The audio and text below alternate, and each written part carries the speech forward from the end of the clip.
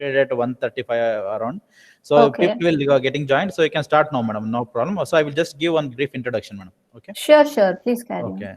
So good afternoon, all participants. So as we are coming to the next session, that is session 8 on robotics FDP. That is on robot intelligence. That will be presenting by Dr. Nandini R, Assistant Professor, Department of Mechanical Engineering, BMS IT, BMS Institute of Technology and Management, Yelahanka, Bengaluru. So their academic qualification is PhD in Advanced Function Materials, Smart Materials, CNC, IASC. And then their MTech is on Product Design and Manufacturing from RVCE Bangalore, and BTech in Industrial and Production, PES College of Engineering, Mandya. So teaching and industrial research experience, research fellow at CMRTU, RVCE Bangalore, worked on ISRO DRDO sponsored projects that Stock Holding Corporation provide India Limited, Mumbai, RV College of Engineering, Bangalore, then Pillai HOC College of Engineering, Navi Mumbai, doctoral research scholar, RVCE, QIP, IASC, INUP scheme, and BMS Institute of Technology and Management, Bangalore till date. And R&D expertise, development of self-healing robots and nanorobots, development of lead-free piezoelectric materials and devices, fabrication of piezoelectric cantilevers for energy harvesting applications, development of piezoelectric based load cells, self-healing and shape memory polymers for aircraft applications. Honors and awards, completed Dale Carnegie teaching methodology conducted by Wipro, Six Sigma Black Belt certified professional from IIT Delhi, E-Yantra member for carrying out robotics project from IIT Mumbai, patent filed on multi-walled carbon nanotube reinforced lead-free KNN piezoelectric ceramic materials, published exam on 9/3/2018, examination result 18 to 2020. Shortly patent will be awarded, and AICTE approved teaching faculty for BTech, MTech courses from Mumbai University. So we are very much honored to you, madam, to be here. So we heartily welcome to you for our 5 days FDP from our Government Polytechnic principal and staff. We are cordially invite you, madam. So thanks for here, and we are all waiting for your presentation to enlighten our our informations regarding robotics and everything. So please, I will give over to you, madam, so that you can continue with your presentation, madam. Thank you so much, madam. Yeah, thank you so much, Dhruv Kumar sir, for briefing out my profile in brief and a very precise way. So very happy to that. So today I'm glad to be here in your FTP program on robotics. So very good afternoon to all the participants here. So today we will be having a session on robot intelligence. So I'll just present my PPT, 2 minutes.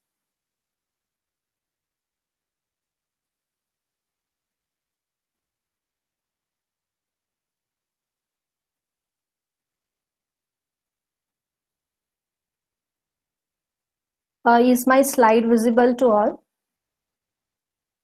Not yet, madam. Not yet, madam. It is not visible. Now it is presenting. Okay. Yes, okay, madam. okay. Now it is visible. Now it's visible, madam. Thank you. Okay, sir. So can I proceed, no? Yes, madam. Yes, you can proceed, Yeah. madam. So welcome everyone again to the session on robot intelligence. So I hope that you have studied the basic concepts of robot and construction, various challenges associated in construction of robots, application of sensors in robots, and related to robot kinematics also, and some part of 3D transformation I hope you people have gone through in the other sessions of your FTP from day one. So today I am here to just throw some light about the intelligence which is exactly into the robotic system in today's world.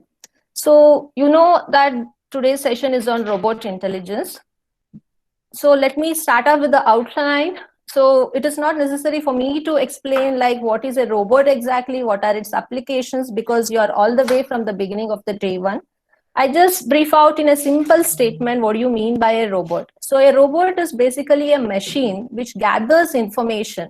So it needs 3 parts. One, a sensing element and thinking element and to act. So you need sensors, actuators, and a controller. So if you embed all these 3 together to a machine, it will help you to come out with an robot about what configuration you need exactly. So that is what is being explained in simple word here. Okay, so our session here is to focus on Madam, the excuse intelligence. me, madam. Hello. Yeah, sorry to disturb, madam. Just Yeah, please make that presentation full screen, madam. So full it will be, screen. Okay. yeah. Thank you so much. Thank you so much. Yes, welcome, sir. Now it is okay, sir? No, madam, it is still showing present slides are the same only. Just to make a present, madam. Here you can I it is changed showing. it, sir. I changed it. Still, it is showing the same thing, madam. Because in the left side, all the slides are showing here. Make it as present, madam. You can, if you present that one, you will get the things. That's what I just pressed F5 for the slideshow. But still, it is showing a full screen. It is showing, madam. It is showing all the symbols and everything. So that's what I am asking. But here I have changed it already. I don't know what's the... No problem, madam. Carry on, madam. No problem. So I changed again second time. In my laptop, it is showing me full screen. But here we are not getting, madam. Here we are connected in two systems on mobile, and everywhere it Okay. is looking same. Just a second. I will, I think 2 minutes.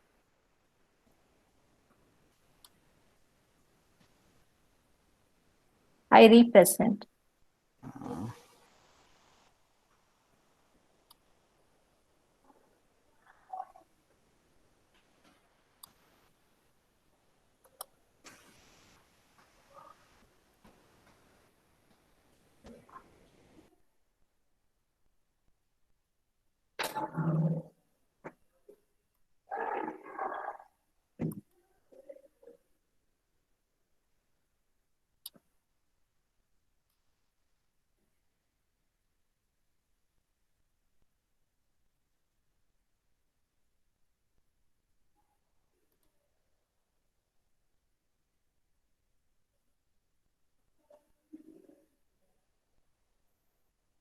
Is it visible, sir, now?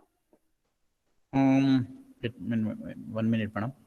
Yes, madam. Same thing. No problem. Continue, madam. It Okay, is showing okay. well. No problem. Continue, madam. Fine, fine. Okay. So like I just defined you, a robot will be having an sensor, actuator, and a controller. I explained you what you mean by it. So embedding all these into a machine, which helps you in providing the required robotic system. So this is a basic definition about robot. So now let us come to the intelligence part of you. So you can see a picture here, the chess today and chess which was before, which has been conducted. Right. So this shows here the human being used to sit and work and take so much of effort in playing the chess game. And people used to sit and observe who will win like that kind. But now you can see a robot which is playing an chess with a human being. That shows how the progress in the intelligence point of view has come across in the robotic system. So I have just a video to present here.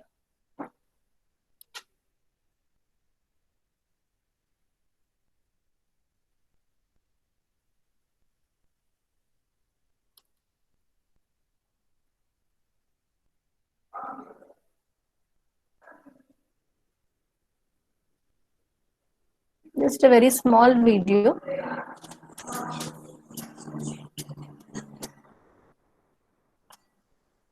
Video is not visible, madam. Hello. Video is not visible. So your video, you have created the Google Meet, right? So there you have to provide the access for audio and video. No, madam. Everybody is presenting. Just in the present itself, if you minimize the screen and you can take another one, madam. There you can play everything on the screen will be displayed here. No need to worry about that. If you just minimize the screen, this is a PowerPoint presentation, and if you play video, it will be shown here, madam. Okay. Whatever is in the computer, it will be played here. No problem. Okay. Okay. Okay. Just minimize, madam.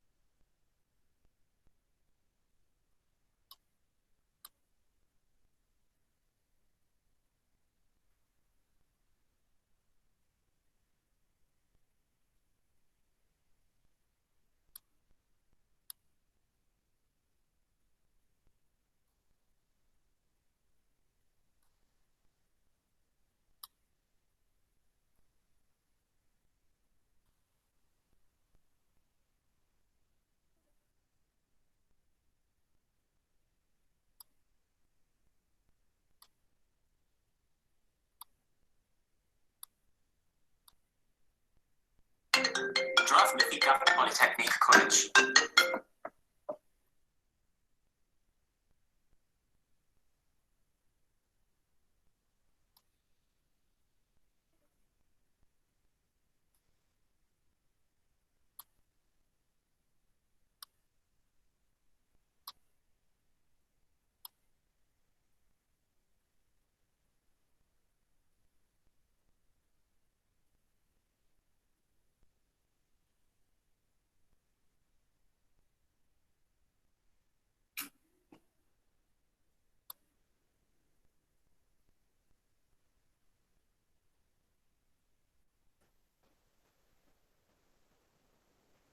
Madam, you can give directly present now there, Okay.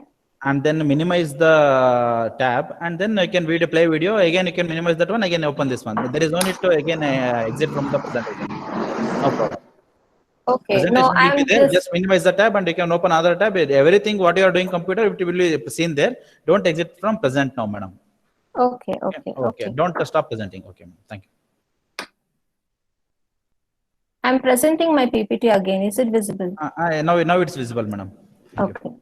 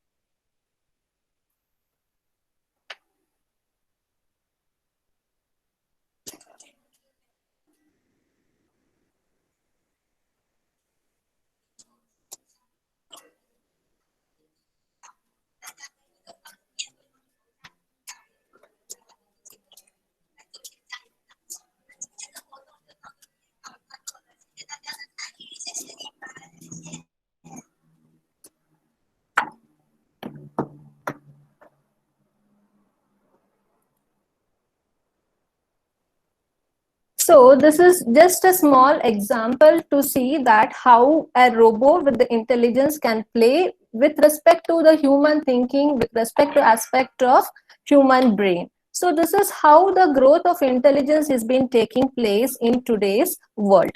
So the essence of this robotics intelligence, it is not like nowadays it has come across. No, it has started already from 1960s. Okay, so the first robotics was Hopkins Best, which was being developed by Johns Hopkins University. So this machine had a rudimentary intelligence and the ability to survive on its own. Means, suppose you can see this was a robot what they have designed, and it was able to identify the adapter or the switch where it is. So it had some rudimentary intelligence in it to identify which is right and wrong. So this was the first kind of intelligence which was seen in robotics in the year 1960s. So next in 1970s, there was a major impact and change in the emergence of robotics. So its name was Sheke. So in 1970, you can see a robot controlled with the computer. So it had all the formulated plans for moving and acting as per the decisions. So this was like an initiation for the concept of artificial intelligence, which took place in the era of 1970. So every year wise, the intelligent aspect into the robotics started increasing. But now today we have the stage of humanoid robots, what we are going to see in tomorrow's session. So how does intelligence grew and how it paved a way for artificial intelligence and to make the robot sensible as human being, you will just understand the drastic growth of intelligence in robotics in today's session. So next robot which was well advanced was being called as Stanford Cart. So this was designed in the year 1979. It was a part of PhD work of one candidate from Stanford University. So here this robot was able to track and avoid all the barriers and the locations which come across in the corners. So this was a thing which happened. Hello?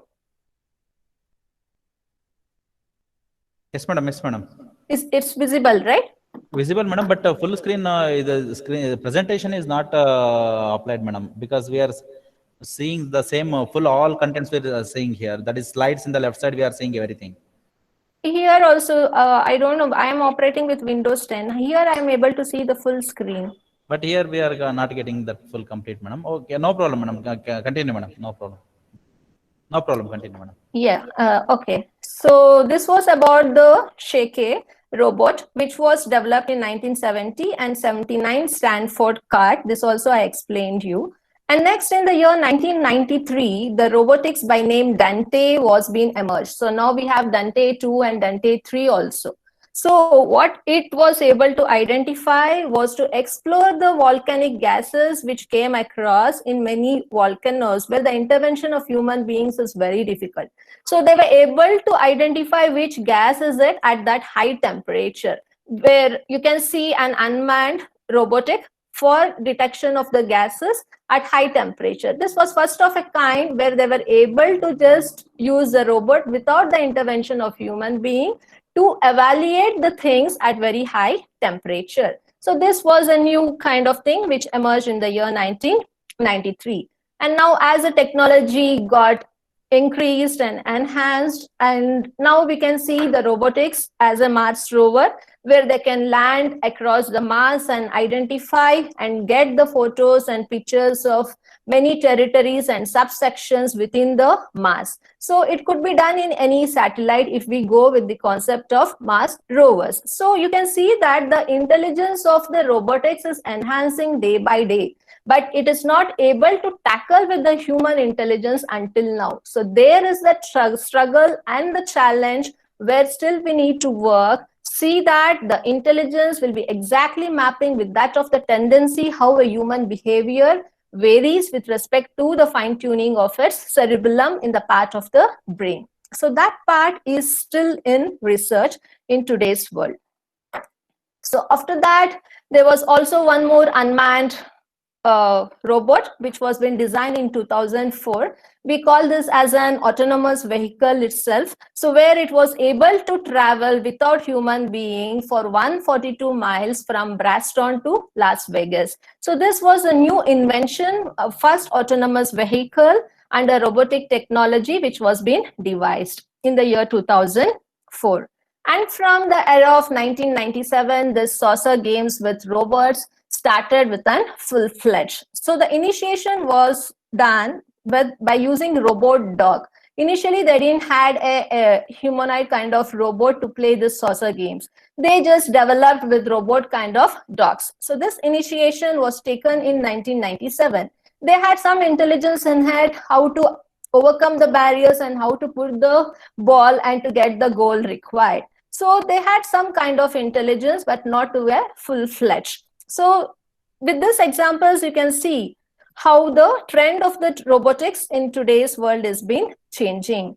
And now it is the era of human-like robot, what we call it as humanoid intelligence. So how you can achieve the intelligence in robo with respect to the human thinking. So that is the challenge where the research is going on. They are succeeded, I can say partially around 50 to 60%, but not really for 100%. So there are many humanoid robots which are being developed in today's world that we will be taking care in tomorrow's session. So now you can observe a small simulation what I have put. This is only for human brain test. So you can see, if you observe very keenly, you can see something is rotating, right? It provides a test for your brain as well as eyes. Means it correlates your thinking with respect to the eyes, which is nothing but the perception mapping with that of the thinking of your brain, where AI plays a vital role. So here there is one more simulation, what I'm telling. You have to concentrate more to see whether the leaves here are moving or not. It is again a test on a brain. And now here, there are some petals arranged in the kind of flowers. So it provides a confusion to your eyes with the brain, whether it is moving or not. So there is one more here. You have to identify whether all the given lines are parallel or not. So all these are the tests given to the human brain. And again, if you want to concentrate just the cross in the center, you will feel that you had stressed and you need to concentrate very keenly. Again, you're putting some effort to your brain. And if I Madam? ask you to identify, hello? Madam, sorry to disturb you. Yeah. Madam, we are seeing slide number 7. I think it is not in line with your presentation. Why it's happening like this? Yeah, now, Is it changing? yeah, it is changing now. Okay. Yeah, please continue, madam. Let's see once again. Should I start from this human brain test again? Was No this been problem. seen before? Okay. No problem. You continue from your slide, madam. Okay. So this was how the brain test carries out with respect to your eye perception. So these were the things what I told. And again, if you are able, if I say to identify the dots here, it will be very difficult. You need to concentrate on identify and focus on this 4 dots. So this where the AI comes into the picture. So artificial intelligence can be brought for constructing the computer model with the human intelligence. So this intelligence should help the machine to recognize the face. Suppose if you are navigating in a busy street, the robot should be able to identify when to cross the road and when not to. So that sudden decision with respect to the changing environment has to be achieved in today's robot, which is not currently. And it has to understand if someone says or replies in any kind of language. And all the tasks given, it should think, reason, analyze, and then achieve. Blindly based on the programming on the machine, if it works without thinking, that will not yield with a proper result. So these are the typical problem which come across in when focusing on artificial intelligence. In everyday tasks, planning a route. Suppose you're going in a vehicle from a destination from Bangalore to Mysore, and suddenly all of a sudden you'll get a call. You need some, you have some other work. So then you have to change your plan, your route change based on the phone call which has been received. That a human brain can do it. But whereas the robot will not be having that capability to change its route and take the deviation and change the destination. So that kind of thinking, putting in a robot is very difficult. To recognize if any buses and people come in between, it should be able to. And the robot should be able to communicate in the natural languages which are being used in today's world. So Madam? these are related to, hello? Madam, sorry. Again, we are stuck in slide number 5, madam. Everyone is able to see slide number 5 only.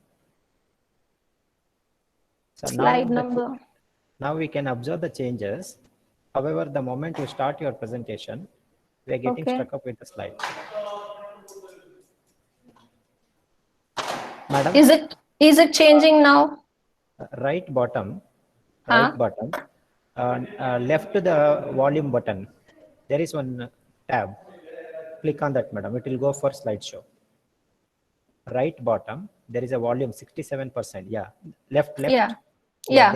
There is that one is slideshow. Yeah. Yeah, I did that before also. Now is it visible? No, madam, it is not going for presentation mode. Anyway, you can continue, but the problem is the slide number is not getting changed. Which So it is not in line with your presentation, madam. Actually, can I do one thing? Can I share my PPT to you? yeah, you can share. Then we'll start presenting. Then Yeah, just 2 minutes. yeah.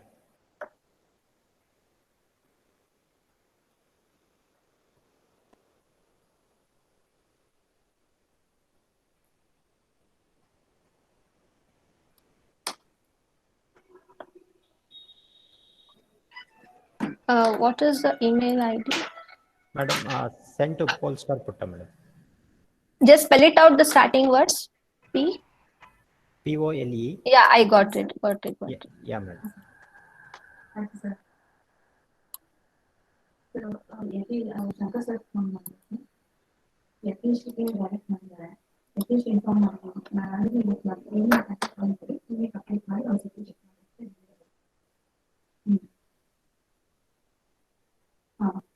ನನಗೆ teacher exam ಇರುತ್ತೆ only to chat messages. I thought it won't be that you call them and ask them that because although ಎಲ್ಲ department website I have sent it. Just a minute, madam. Let me Okay. download. Yeah, yeah.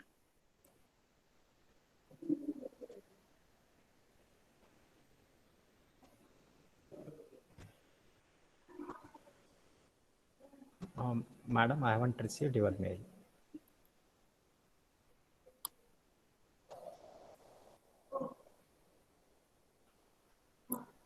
Sir, it shows it's been sent. Kindly refresh, sir.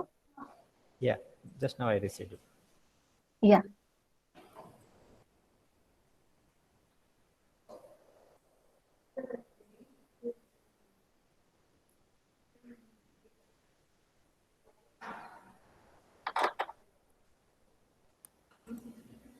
Madam.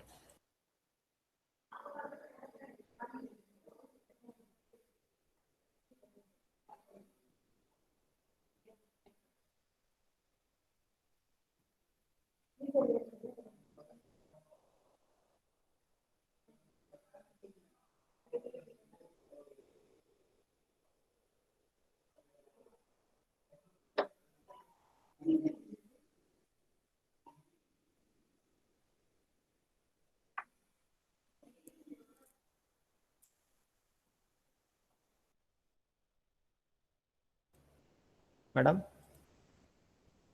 is it visible now? Still not.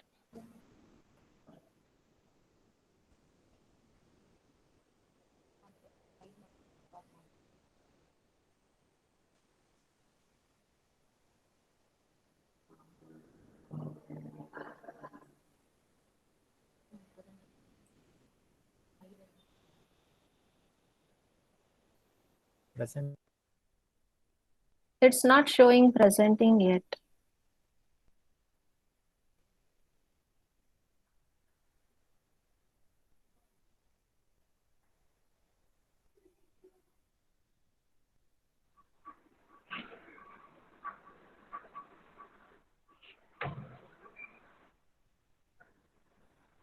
Madam, first stop the sharing, madam, your screen, then only sir will present. Stop sharing. I did that. Yeah, then the UI is not coming. As soon as I mailed, sir, I just made stop sharing.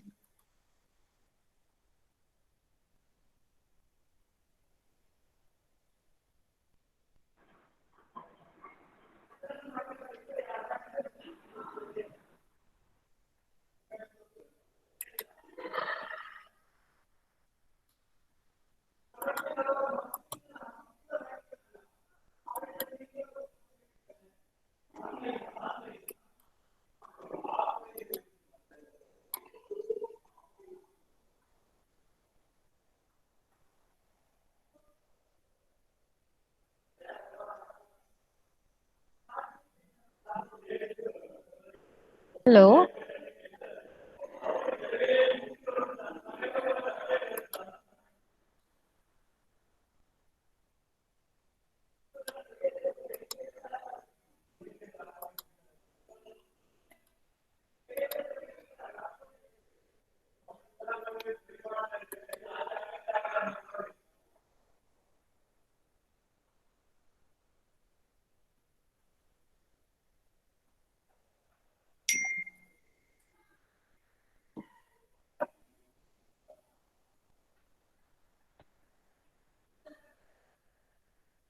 Hello.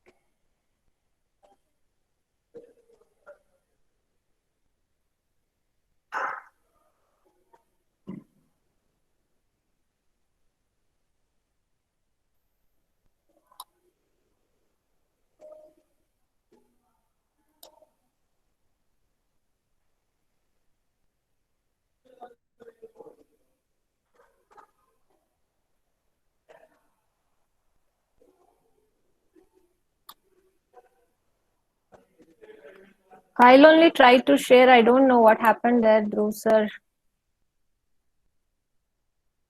1 minute, madam. I am doing this one. Wait 1 minute. Only 1 minute, madam. Okay, Bear with okay, us. okay. PPT statement.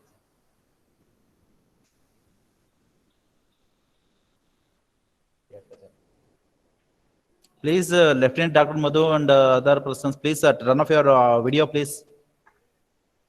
Lieutenant Dr. Madhu Baby. Yes, madam. Now it is visible, madam. Okay, so kindly move the slides, sir. 1 minute, madam.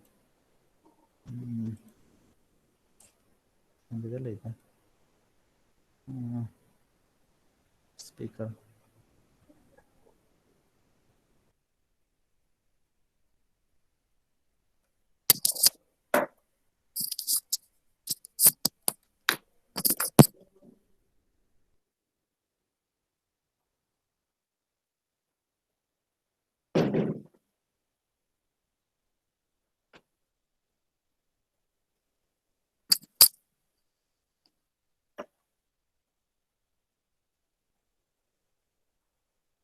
Hello?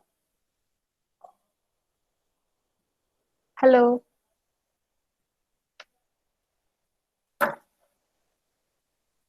Dhruv sir, kindly.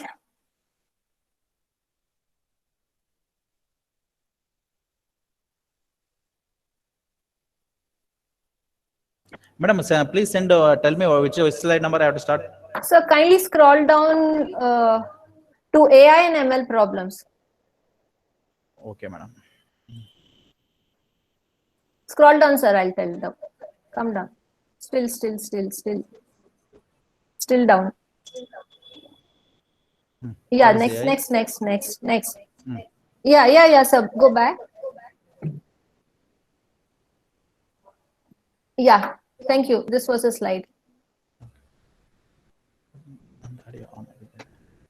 So actually, we were speaking about AI. So what is the problem exactly which comes into picture with respect to the day-to-day life as well as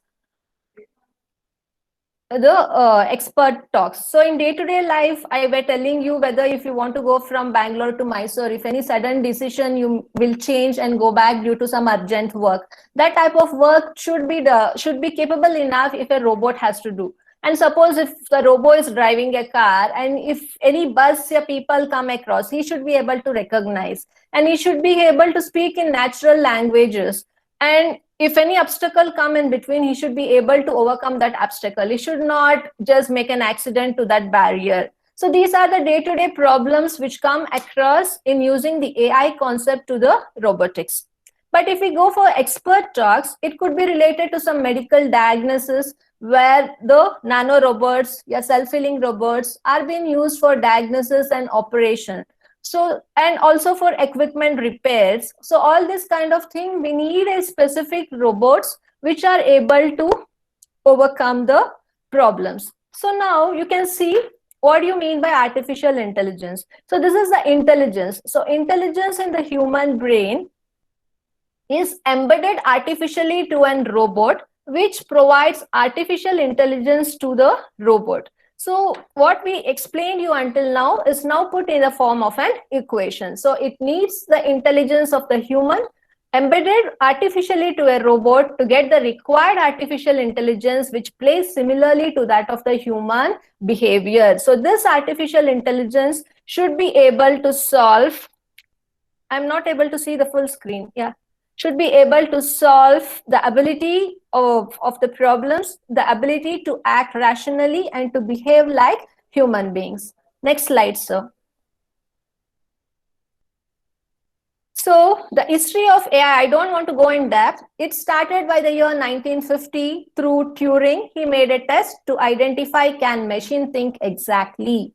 But the actual definition and the concept of AI was introduced to the world by John McCarthy in the year 1956. Next slide, please. So now due to this AI, its application is well versed in many areas. One thing is we are using the concept of AI in getting the satellite images through drone or what kind of robots. So it helps to identify which is the poverty level in India. We'll get the entire database across the country. This is the poverty line. How we'll get to know? By the images what we get through the satellite across the world. So this plays a very important thing in AI. And again, in aviations, to determine the ticket price when you go with a flight, and to get gate allocations for the plane. So all these are with respect to aviation. So now even fine-tuned robots are being developed to train and provide education to the children. So these are some of the applications of AI. So next slide, please. And again in healthcare, so we can see many problems related to human beings are solved with respect to by using the robots. So it helps in solving all kind of problems what a patient has. If you embed a very keen developed robot in hospitals, so it helps in overcoming various diseases. And every industries, when a similar type of job has to be done in a longer run, so if you use these robots, it will be able to do the same work for long period of time without any effects. So because they are machines, they can run like anything. So even in finance, it is being used. It mainly depends upon how the robot is being algorithmed. And also for personal financing and market analysis across the world to identify the GDP growth. So in all these aspects of finance, also AI plays a vital role. Next slide, please. So what is the main goal of artificial intelligence? So main goal of artificial intelligence is to develop the algorithm in such a way that it fine-tunes and get the replica similar to the tendency of a human behavior. So the machine what we built should be capable of making assumptions and common sense as a human being do. So this is the main goal. So based on the goal, the objectives have to be designed. Please, next slide. So the goals here could be bifurcated into two segments. One is about the planning and other one is about the learning. So learning is nothing but the machine learning, which is very much essential and the basic fundamental for any AI. So here you can have an unsupervised learning and a supervised learning. Unsupervised learning is the ability to find the way of patterns in the given input, whereas the supervised learning includes the classification and all kind of regression analyses which are needed. So to do this machine learning, planning is very essential. So next is the goal of AI. Okay, so here, what do you mean? What is again, the goal of AI is bifurcated into one more segment, which is natural language processing. You should know what you mean by natural language processing. So it is a combination of computer science plus the linguistic. So computer science will be having its programming languages, wherein the linguistic will be having the study of languages related to the grammar, syntax, and other phonetics. So if you club these two together, we'll get NLP. So NLP is the language which is readable by the machine. So what we call it as machine learning language for AI. So it acts as an intelligent agent to make the machine, which is not human, to work intellectually. Please, next slide. So again, the main goals could be bifurcated in the way of motion and manipulation. So it should be able to identify how to handle the task, which type of motions it has to carry out without getting any jerks, and how to manipulate it. Human being will be knowing how to manipulate the data if it is not existent. Suppose you do some experimental analysis, you get data for some readings, and for some it is mixed up due to some various reasons. So based on the starting readings, the human being would be able to manipulate the data related to the next versions of higher scale. But that kind of manipulation thinking should be there in the robotics. For that, the motion and manipulation concept should also be embedded in the robotics concept. Apart from that, it should be very socialistic. It should not be like materialistic. Social kind of intelligence should also be embedded. So which helps in expressing the emotions, and also how to tackle with the people, and how to be happy, how to feel sad, all this kind of socialistic activities also should be there in the robotic what we are going to develop. So these are also the other goals, how to make the robot intellectual similar to that of human beings. Next slide. So to get all those goals, these are the approaches. One is the statistical approach, the symbolic approach, the cognitive simulation, and cybernetic brain simulation. So we need to start up with the statistical approach, and then we do the simulation and check. And once the simulation is ready, we'll just make a symbolic approach, how the robot looks like. So this is like virtual prototype of symbolic approach.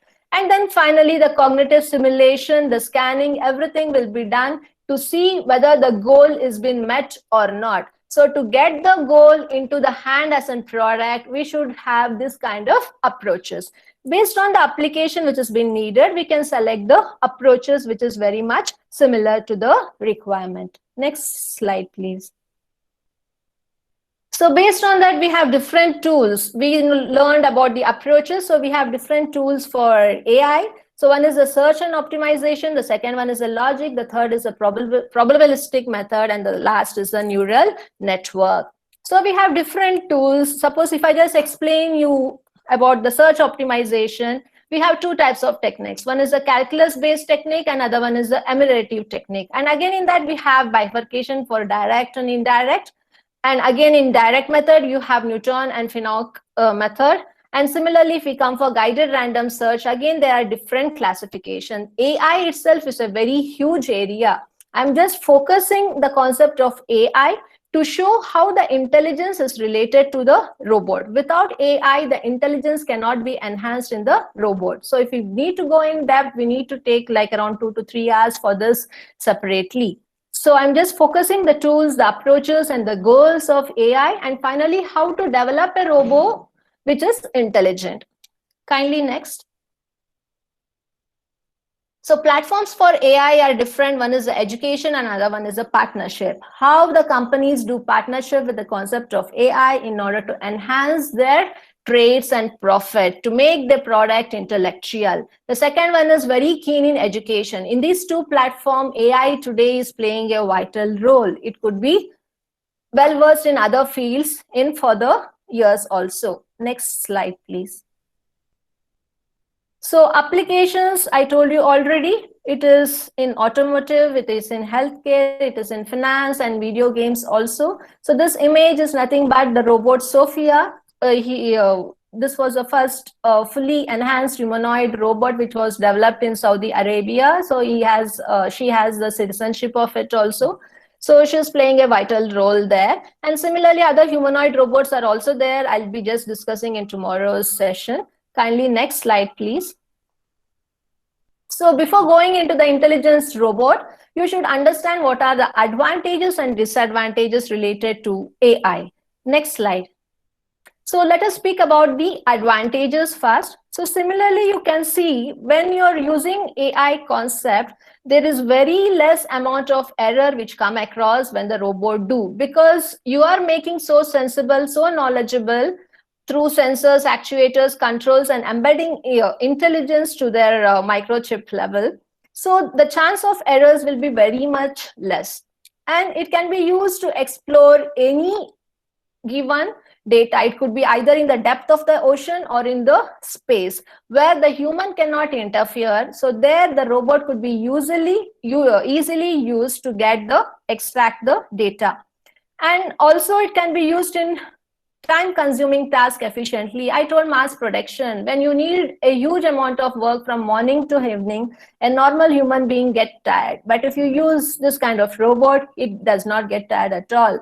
And also algorithms, what you develop using machine learning will really help the doctors in order to solve the problems in the patient, even though how far he is. Only based on the algorithm which has been designed, he can able to do even an operation, even though he is not in that particular location. So this is the best advantage of using an humanoid robot with a proper algorithm, I'm telling. If the algorithm is wrong, then even the patient can be died also. So it becomes like how well versed you are in developing the algorithms so that it can take the intellectual thinking similar to that of human beings.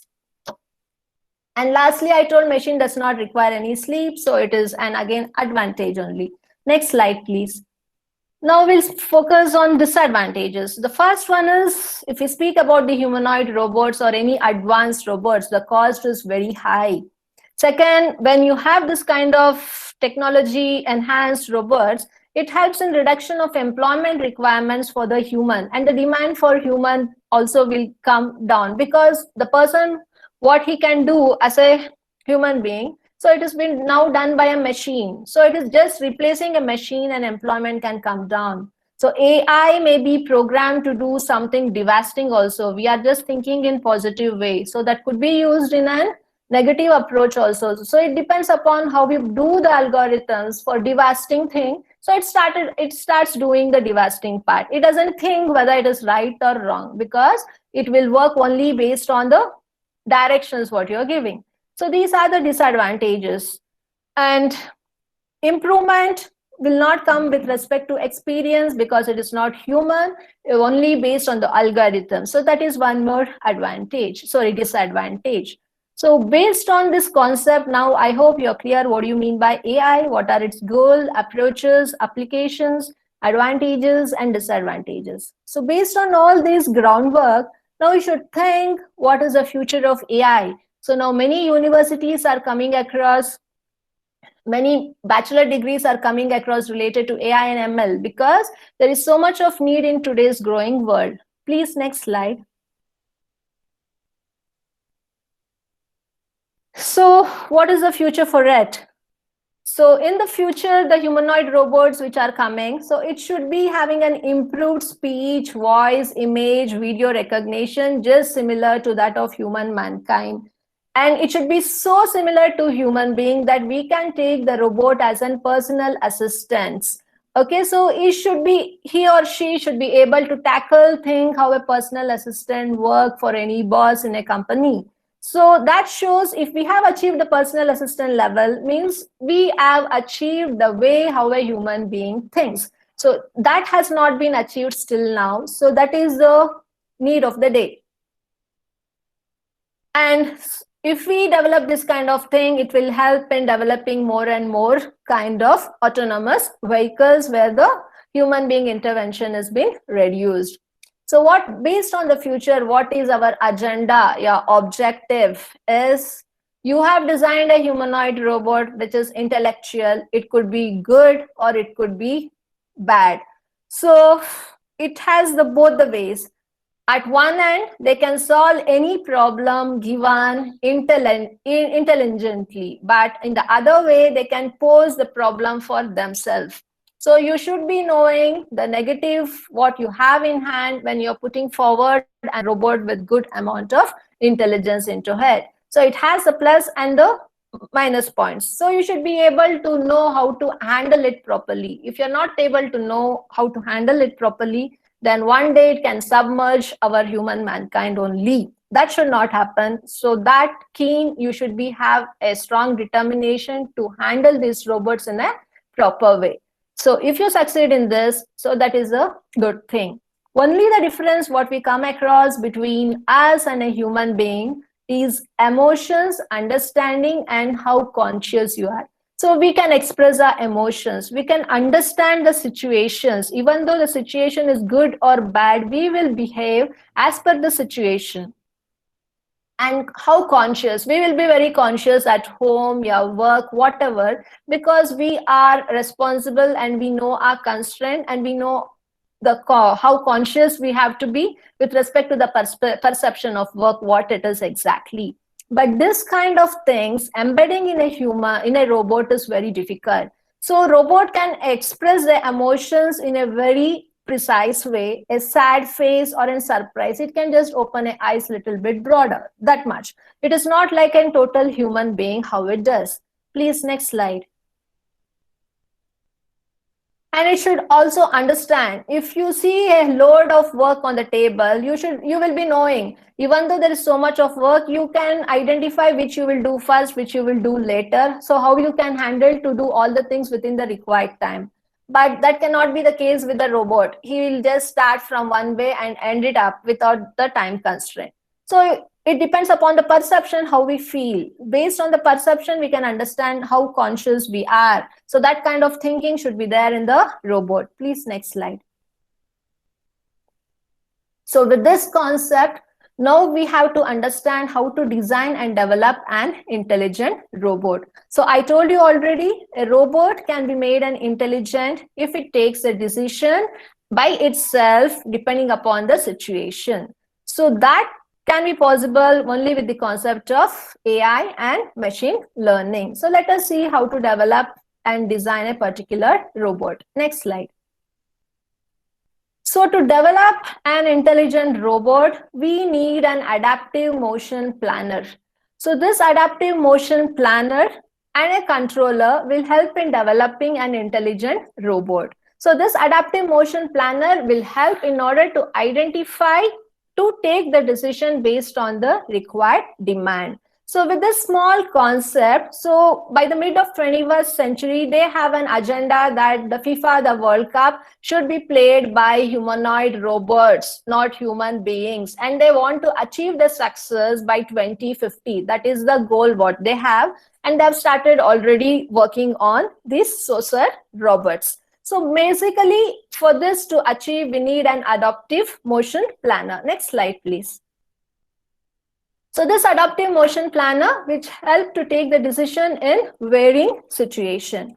And also it depends upon the adaptive controller. You cannot just run with respect to adaptive motion planner. You should be having a controller also. But handling both differently is different. So you can search a controller which can have its adaptive motion planner also embedded together. That's what being mentioned in the next slide. Please go to next slide. Okay, so we can select a controller which is also adaptive. So it works in 2-in-1. So it can gain the values in adaptive way with respect to the situation demand. So to design and develop this kind of intelligent robot, what we have to do is we have to merge 2 or 3 things. I told you already. One is the concept of artificial intelligence, what I have explained you already. So this artificial intelligence should be embedded with the computational intelligence. So if you embed AI, CI along with the robot, this will really help in developing a robot of the enhanced intelligence which is being required.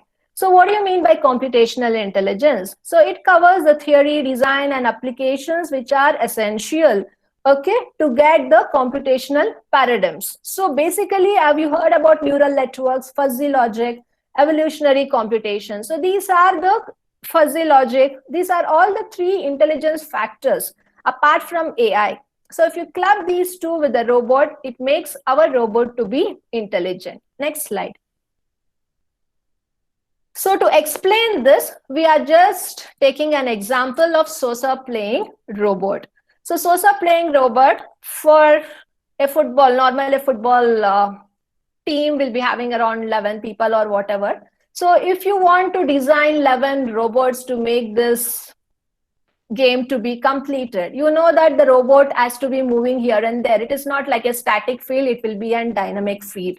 So when it is a field in dynamic, even the time goes on varying. So when you have the dynamic motion with the varying time, how will you tackle it? So in order to tackle, you should be knowing the problem which come across, so that those problems should be identified and rectified by the robot, because you'll be having a goal and you'll be having n number of robots. Between you'll be having the barriers. So the robot should be able to pass through the barriers and achieve the goal. So they should be knowing how to get the required path between the place where they are standing to that of the goal. So how to deviate from the obstacles and how to achieve the goal. So they need to identify the required distance. So how they will identify. So that's what we are going to consider next. Please go. So this is just a small image like how a saucer leak comes into. So there are different RoboCups. So this initiation started from around 2000 whatsoever. So now still fine tuning of the intelligence in the robot is been going on. First was started with an, I told you, RoboDog. So now it is coming with respect to the humanoid robot kind of thing. So where they need to win the FIFA World Cup of this saucer by 2050. So that is their goal. Okay. So here to run this, we need to have the robots which are intelligent. And since they are intelligent, we can call this as an agent. So general term for it is multi-agent system. Let me go for the technical part. Kindly move on. So to achieve this, we need an adaptive motion planner and an adaptive controller. Okay. So using these two, we have to design and develop our intelligent and autonomous robot. Means autonomous robot, it will be free enough. It will not be having the constraints with respect to the movement. So it is termed to be as an intelligent cum autonomous robot. So here the Sosa player robot will become much popular, and the main purpose of this robot will be to get the intelligence into it. Please go to the next slide. Yeah, this is again the explanation. Just move on to the, yeah, please, this is still FIFA. Yeah, this I have explained already. So this is how an two-wheel Castro robot looks like. So please go to the next slide.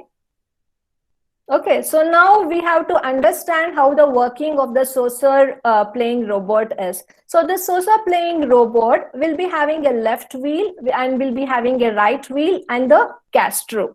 So at the center, it will determine the center of gravity for that particular robot. So that this robot has to go to the goal. Kindly go to the next slide. I'll explain there only. So here, this is the saucer playing robot. So it has a left wheel and a right wheel. And the other moving part, what it has is called as a Castro. Okay, so here will be the goal. The G will represent the goal. So the robot from its destination place, it has to reach the goal. So it will be having some specific distance what it has to travel.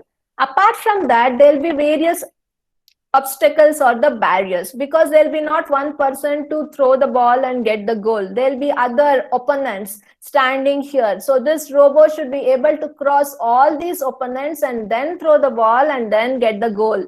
Then only they'll get the point, right? So it should overcome all these obstacles. As a human being, we can try to overcome the obstacle and put the ball and get the goal. But how will an robot think in the way of human and get the goal crossing these barriers? That is the main question what the people are trying, and it is a challenge. And if they have succeeded in this, then all the way of mental thinking of human being is being achieved. So hence they are trying to build up a FIFA World Cup by 2050 and achieve humanoid robots playing this so-so game. So here we can see the various. So I can tell you, I can explain here. So here I have explained where the goal is. So obstacles, we have 5 obstacles. So it is standing in different distances. So O1 with some speed, it is moving. O2 will be moving with some speed. O3, this is obstacle O1, obstacle O2, obstacle O3, obstacle O4, and obstacle O5. So all will be moving with some speed with respect to different time period. So how will the robot overcome the speed and overcome these barriers and put the ball and get the goal? Next slide.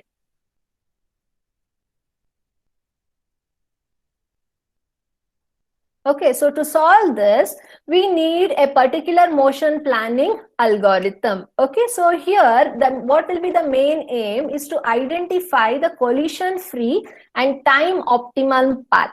So you should identify the collision-free way, how to go and put the ball, and the optimum time required for that.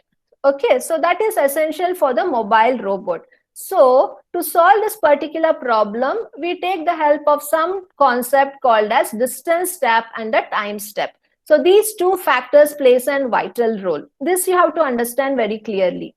So we consider the distance step and the time step. Now, during a particular time step, what happens is the robot is going to move through a particular distance. He will move from where he is standing to a next distance. So you should find out which is the optimized traveling distance. Okay, so in order to get that, he should fine tune and play with some parameters.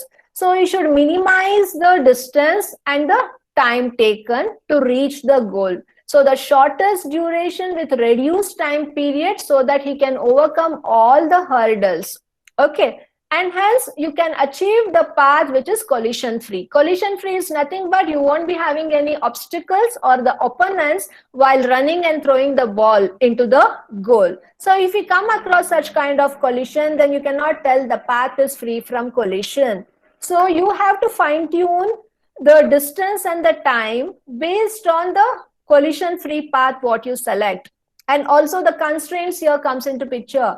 Kinematic constraints and dynamic constraints. So whenever you speak about the robotics, you have robot kinematics and robot dynamics. Why it comes into picture? Due to these reasons only. Because you know that a robot will not be in stationary motion for longer period of time. It will be having different jerks, motions, and constraints based on the requirement. So you have to understand the path which is collision free. You should focus on the kinematic and dynamic constraints. If these two are satisfied, then only you can achieve the minimized distance to throw the ball and to achieve the goal at a short period of time. In this way, you have to optimize and get a path which is collision free so that the robot can throw the ball and get the goal done. So this optimization cannot come in a single stretch. It has to be done in very actual practice, not one trial, two trial. It takes a long period of time to achieve at least minimum path with less collision. You cannot get a free path all of a sudden because these constraints satisfying with this only takes a large period of time. If you do for the first time, really you will be in a problem because it is very difficult to get the path in collision free. Once you achieve with minimum collisions, then you will be able to fine tune to get a path which is collision free with the minimized distance and the short period of time. So this plays a vital role, optimization part. Next slide. So for that, it is very essential to focus on potential field method. Without potential field method, if you go to identify the optimized path at short duration, we usually land with collision path only. It won't be collision free path. And hence using this potential field method is very much essential. So this potential field method will help to identify the distance theoretically between the goal and the CG, center of gravity of that robot.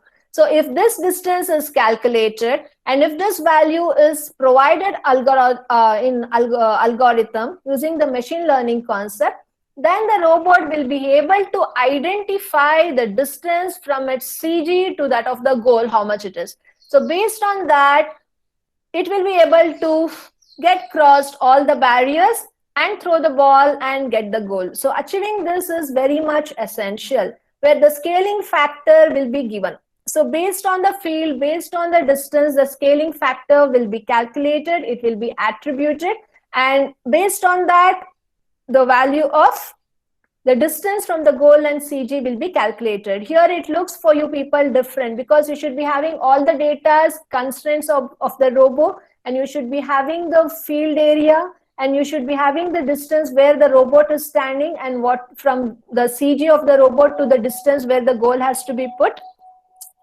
So this helps in fine tuning and getting this goal distance. Once the goal distance is identified with the help of potential field method, it will help the robot to move with collision-free path. Once it is told collision-free path, it tells that it is not having any obstacle or the barrier or no opponents if in actual field, if I want to tell.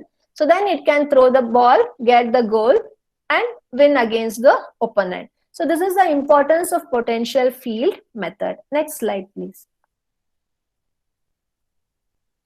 So usually, you know, what are the accessories of the robot. So it will be having a robot chassis, it will be having a motor, it will be having a controller, and it will be having an microchip. So based on the Firebird, which board you are using, so that kind of intellectual things can be increased in the robot what you are adding on. So it depends upon the parts what you are using of what high configuration, so that it helps in connecting to the actual intelligence when you embed the CI and AI concept to this robot.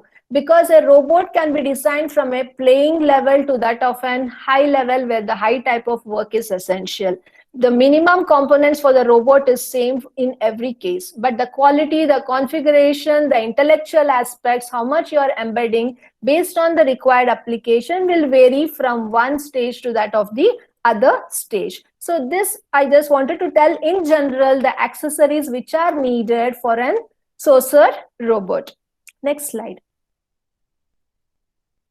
So if you want to do it in a real learn. So I told you the concepts, how to make a robot intelligent for one example of this saucer playing. So if you want to put that into a reality, you should at least have and fine tune like a compartment where you can show the playing of the saucer robot. So you should be able to design a field where you will be having, you can see a robot and an obstacle here. You will be having a robot and an obstacle. So in order to identify how it is working, so you should be having a connectivity with a computer. So computer CPU has to be connected to an RF board, and again this computer has to be connected to an camera.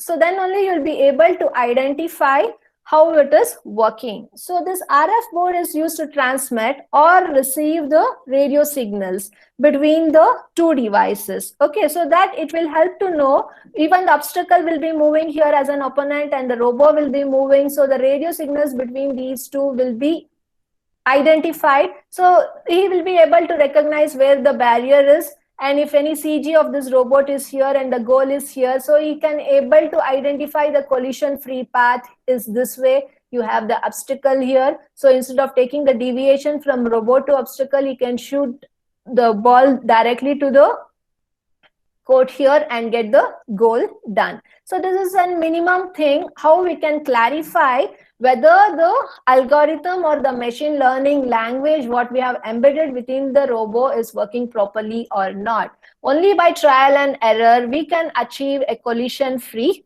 path. So this is very much essential. So once you do this trial 1 time, 2 times, 3 times, then you'll come across getting a collision-free path. So this we can do it very easily once you are into the field. Next slide. So to conduct this experiment, once your algorithm is ready, you have to always do the camera calibration. Without calibration, you cannot work on. And you should be having an online image processing technique embedded along with it. And you should be having a motion planning approach that has to be activated. If the motion planning approach is not activated, then you will be not able to identify the motion moment of your opponents with respect to the robots. And along with that, you need a wireless communication through the RF board. What I told you, the CPU of the computer should be connected to the RF board so that it can either transmit or receive the signals between the two moving devices. And finally, the actuation of the robots through the motors. Without motors, the robot cannot move. It has to be actuated, right? So we need the motors based on which kind of robots you are designing. So from a low-level motor to high-level motors, we do have based on the configuration of the robots what you are using. So these are the requirements for conducting the experiments, and you have to play with fine-tuning the optimization technique, what I told, using potential field method technique, so that you can achieve the required goal with collision-free path. Next slide, please. So this is just a movement of a robot in a forward direction. Here will be an obstacle, here will be a robot. So it is moving. So it has to overcome the robot, the obstacle, and move with respect to the destination given. Next slide. So we have a software in which the motion planning algorithm could be identified and collision-free path can be tested here. So all the basic requirements which are essential for it has to be done. So you should be aware about all these things. Next slide. I'm just telling how to follow. So to avoid collision, the programming should be done in such a way that it will avoid the collision, here it is, and it safely reaches its goal. So even though the destination is very near or it could be very far, or if this ball, suppose it depends upon which is the barrier and which is the required thing. So ball is here, the robot has to come and take the ball, and you have a destination in a very small distance. So from the CG of the robot to the goal distance, it will identify the collision-free path. But here the collision-free path and the barrier is coming along the same line. But still, the intelligence in the robot should be embedded in such a way that it should be able to identify the deviation in the traveling distance from here to the goal and from here to the barrier. There is a very small distance in between these two.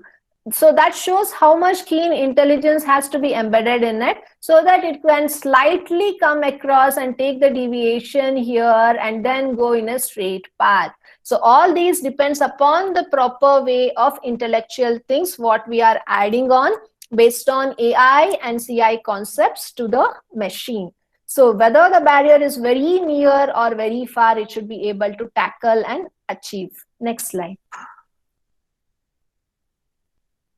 So if you approach the potential field method, then it will be very easy to get a free path than that of the collision or the barrier. So this is a difference without applying potential field method, and that was without PFM, and this is with PFM. With PFM, you will never come across the obstacle and the goal passing through the very same path with slight variation, because always there will be a deviation, and that deviation could be able to be identified by the robo. And as a result, I always suggest to go with potential field method in order to overcome the obstacles when the robot has to move from one end to the other end, irrespective of whatever application it is. Next slide. Yeah, so these are the references, and any doubts you are free to ask.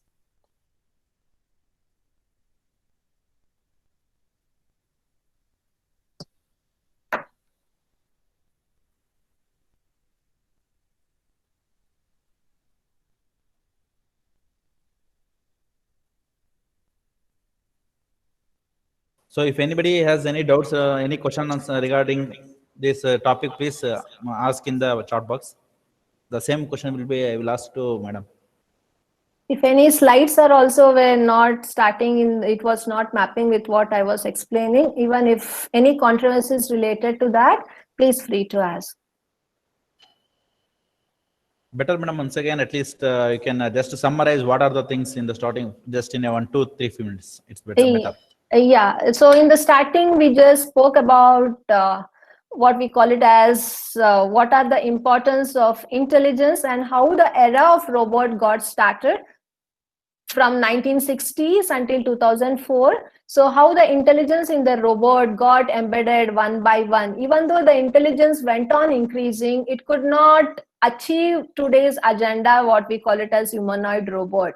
So what are the things we need to do related to achieving the human intellectual way of thinking to the robot? So that we understood by giving tests to our eyes and brains by some simulation slides, where we focused on the movements where the eyes have to concentrate and the brain has to think to see whether it is moving or not. So you have some controversies between the eyes and the brains. So when this kind of tendency come into picture in the thinking of human beings, AI is the part which comes over there. So it is nothing but clubbing the intelligence of the human brain to that of the machine, so that it will club together to get an artificial intelligence. So if you embed this artificial intelligence to any machine, so you can get an intellectual robot or an autonomous vehicle which can be run without the intervention of human beings. So this kind of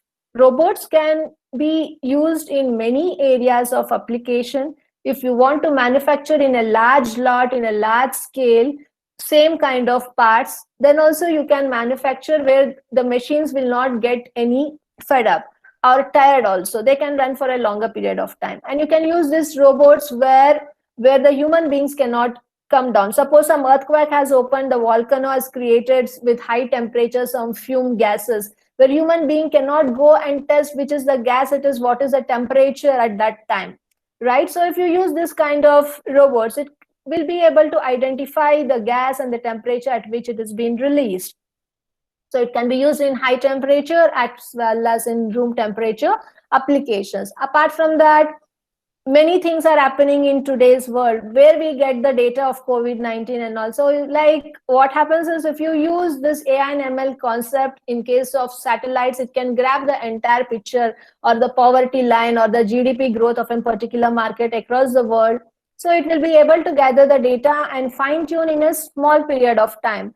But for the same work, if a human being sits to do and work, it takes like weeks together to get the data, manipulate, analyze, draw the graph, and conclude this is how the GDP is increasing for this particular product across the world. But by using a robot with the concept of AI and ML, it can do it in a very short period of time with least error and more accurately and precisely. But we can say it has many advantages. Along with that, it has disadvantages also, what we have to overcome, because everything will be having positive and negative things. So if we are able to control our robots, which are intelligent, within our hand, we can achieve still many more things in today's world in a proper way, in a positive perspective. So I just explained you later with some example of how to make a robot intelligent by using a saucer football play team of robot, making it more intellectual. So even they have an idea to conduct a FIFA World Cup with humanoid robots, and to achieve and make it successful at least by 2050. So many researchers are struggling day and night developing humanoid robots, but still 100% successfulness is not achieved yet.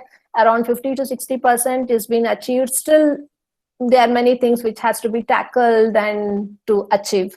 So still the research is currently going on, and it is one of the thirst area in today's world, which is very much essential. So this concept could be fine-tuned for humanoid robots and medical robots also, which I'll be dealing in tomorrow's class.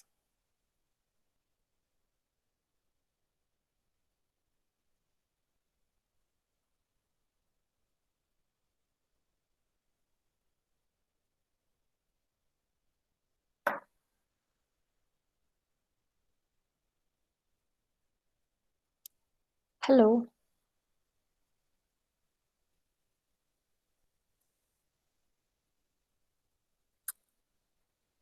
So there is one participant telling like, can you please let us know how much accuracy we can achieve using AI and ML?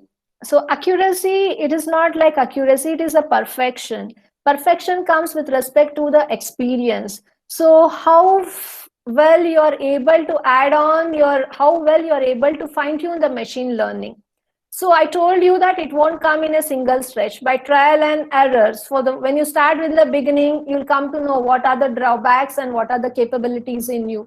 So then you have to fine tune it, at least require like 4 to 5 trials in order to achieve and free collision path. So once you achieve a very small thing in AI and ML, you'll come to know like what is the happiness in it. And then you will then mingle with the people who are doing in the same area. You will discuss, you'll come to know in the other area how it works. So your knowledge keeps on increasing. So when the knowledge keeps on increasing, so then the perfection by itself will come, and even your experience is increased in it. And due to these discussions, some innovative thoughts comes, and you will think, okay, we can do in that way also. So likewise, it keeps on going.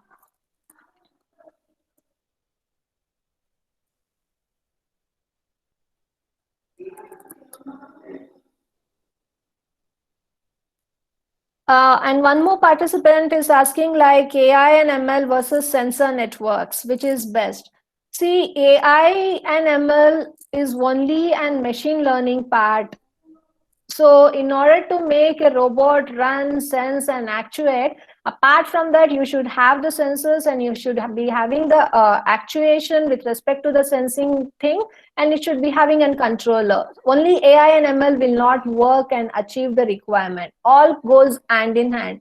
And even AI as alone is not a single thing. It has to be clubbed with CI. Then only it will be an intellectual thing into the robot as the human brain can think. So even AI is not sufficient. It has to be clubbed with CI along with sensors, actuators, controllers to get the required output.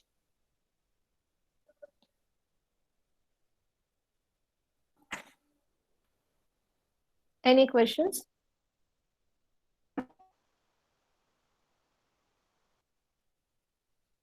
Hello?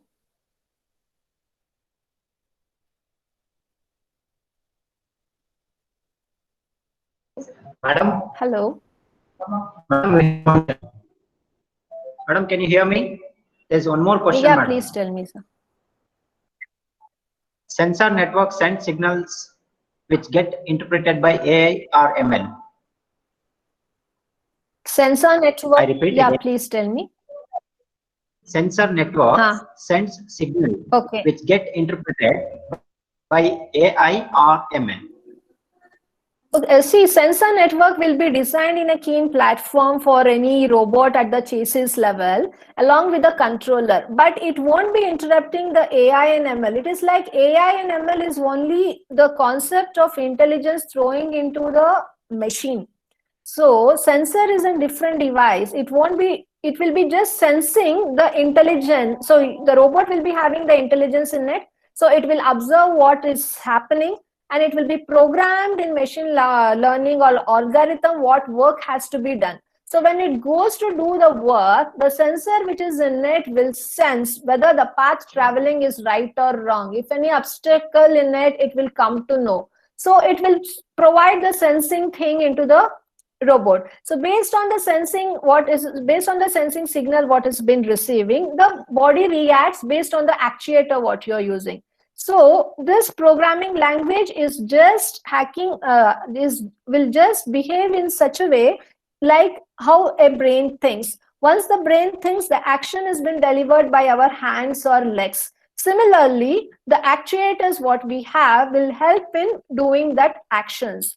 And the actions will be with respect to what the robot sends with the help of sensor network. So all are interconnected in one or the other way.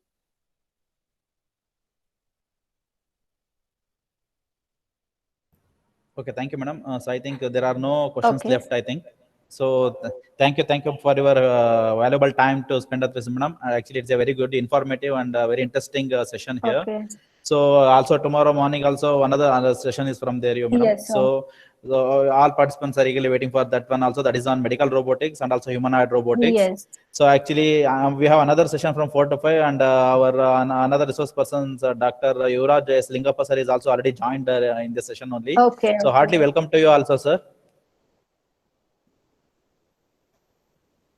Sir, your mic is muted, sir.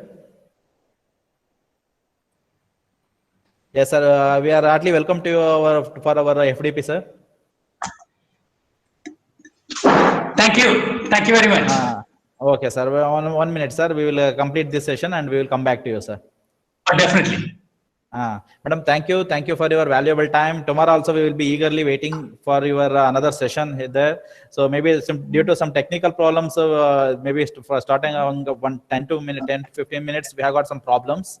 But now onwards, everything is clear. So tomorrow also, if you send a PPT to us, definitely we will make arrangements here only. If any problems. Sure. I'll just have a copy to me and share to you before 10 o'clock so that there'll be no problem as such. Yeah.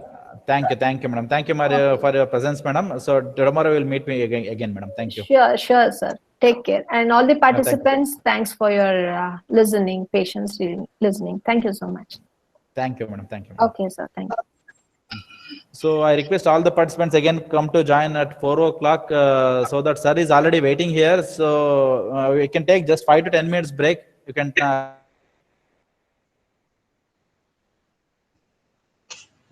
Dear participants, since our next resource person is already here, we kindly request you to join back within 5 to 10 minutes. Some problem. Yuvraj Lingappa, sir. Yeah, Sir, hi. can you hear me, sir? Yes, yes. Sir, Can you, is the video clear? yeah, You can see? every day we used to have 3 sessions. Okay. Because of AICTE guidelines, we have added one more session on stress management during COVID-19 pandemic. And Yes. we are lucky to have you in this platform to handle this particular session. Though we are dealing with a technical topic, it is very interesting to go for a general topic. And the need of an hour is to manage stress. And we teachers have come from different background, come from different streams of engineering and science, and we need this topic, and I feel that it is very relevant, and I request you to wait for 5 to 10 minutes so that our participants will come back after a short break. Sure, sir. Is my audio clear? Sir, your audio is perfectly okay. Even the video Video? is also, yes, everything is perfect, sir. Wonderful. Very kind. Sure. Thank you, sir. Thank you.